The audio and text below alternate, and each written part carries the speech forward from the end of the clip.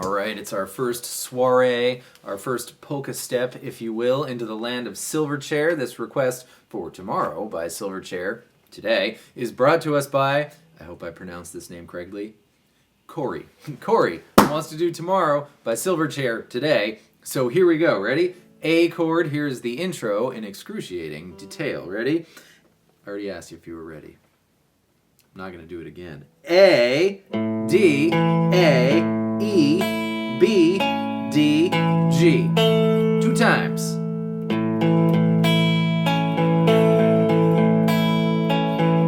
Followed by D, and you're going to suspended for your D via putting your pinky finger on the 3rd fret of the E string. That's a G note. G is the 4th note of the D major scale, hence the name suspended 4. And you're going to pluck D, G, D, suspended 4, pull it off, B, D, G.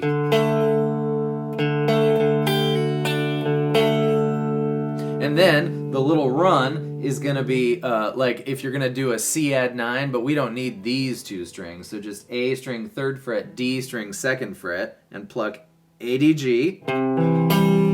Then pointer finger on A2, and that's it. Pluck A, D, G. And then, like you're landing in a G chord, E, A.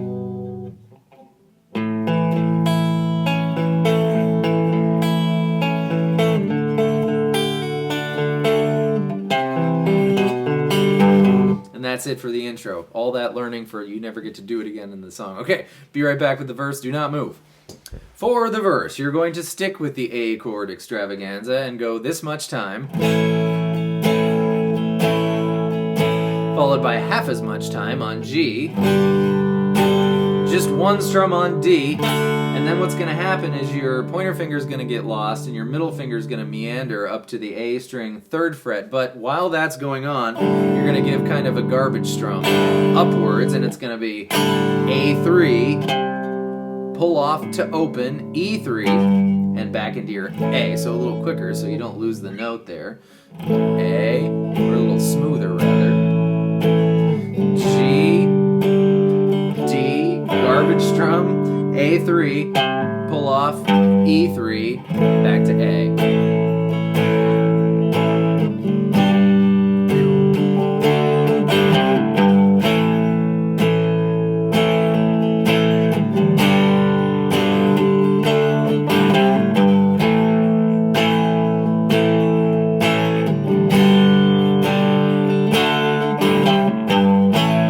And in that garbage strum, you can kind of get like from the B string up. It'll be B3. It doesn't really matter much. But the point is, the last time on the D, and then we're into the next part, which I can't think of right now. I'll be right back. All right, got it. The next part makes heavy use of this technique, which is if you just touch all the strings but don't press them, and you strum, you get a nice, heavy, chunky chunk sound. So we're going to go A. Right after the 2nd beat, you're going to do our 1, 2, chicka, A, chicka. 1, 2, chicka, A, chicka. And notice, I just kind of stop doing my A and just let my fingers sort of flop. Into B, 2nd fret of the A string power chord. Chicka, C. C, there's our rhythm. So, A, chicka, A, chicka, B, chicka, C. And then there's the cool riff, which is A5, hammer onto 7, D5, hammer onto 7, G5, back to D5. So your pointer finger's got to kind of do a little hopscotch move there to get back there. Here's that part. Ready, go. A.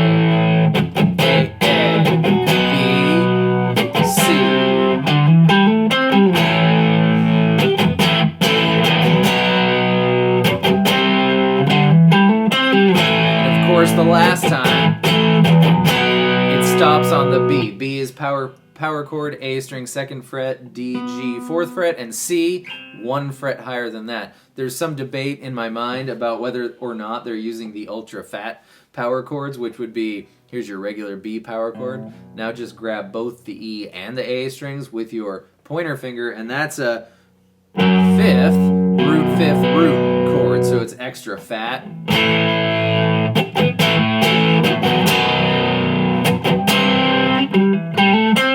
You can decide for yourself and use whichever one you like best. But, gotta butt in, this is like hours later, but I was just doing something totally unrelated and I just stumbled upon the fact, and I know this, but the open G string is the same as the D string 5th fret, right? So instead of with the hopscotch move, you can do pull off to open or pluck to open, but that gives you more time to get back to the A.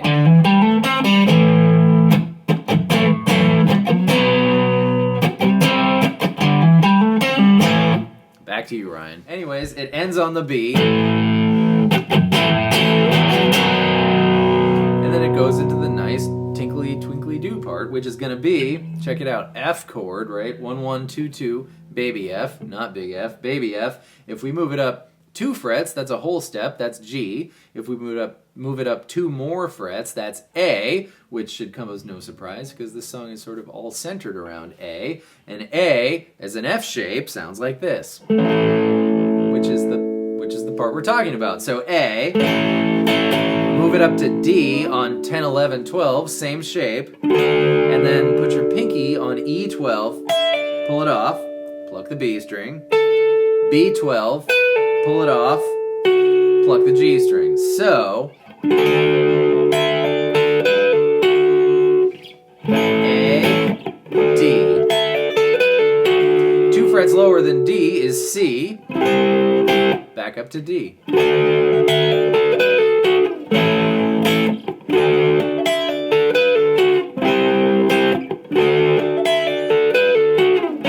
One more time. Now, those chords, A, D, C, D, set up the chorus perfectly, because the chorus is A, U, and then D, but as the power chord, but not only just the power chord. This time, I think it's definitely the fat power chords with the 5th in the bass. Usually power chords have a root in the bass. This A string 5th fret is a D, but there's 2 notes in this power chord. There's a D and an A and another D, so 3 notes, one's just repeated, right? If we add the E string 5th fret, that's another A, so now it's 2 notes, both of them are repeated. Down to C, 2 frets lower than this. Remember, you're thinking of this as this plus this, not G, even though that's the G is in the chord. Don't get confused with the regular G power chord, which is just 3 5 5, of course. This is 3 3 5 5. So, A, fat D, fat C, fat D. And sometimes, of course, they go A, D, and then on the C, which is just on the C, down, up, with a stop, right? And then same thing on the D, and then same thing plus 1 more strum. No, same thing without the stop.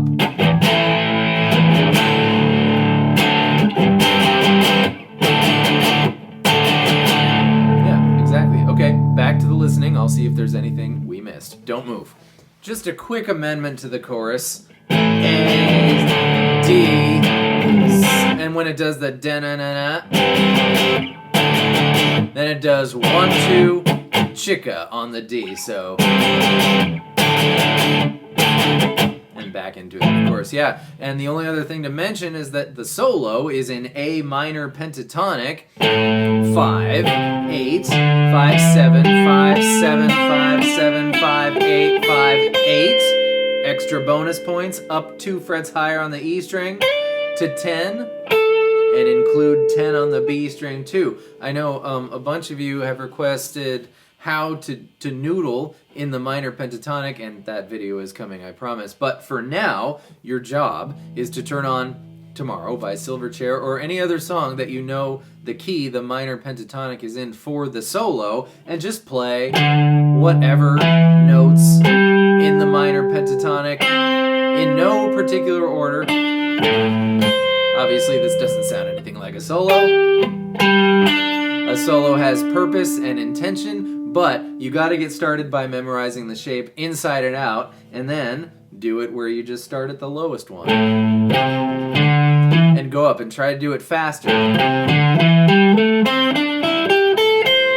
then try to do it in reverse. And do it faster. And do whatever you want. Here's some cool things. You can bend the G string 7th fret. You can bend the B string 8th fret. You can bend the extra bonus point E string 10th fret. Try just those 4 notes. Go down them. 10, 8, 10, 8. Plant your pointer finger there on the 8th fret and go. That could be your first solo move. But yeah, we need to do that video. It's going to be a good one. And that's it for Silverchair today. So thank you so much for being here, and I hope that was helpful. And I will see you next time with more stuff. Goodbye.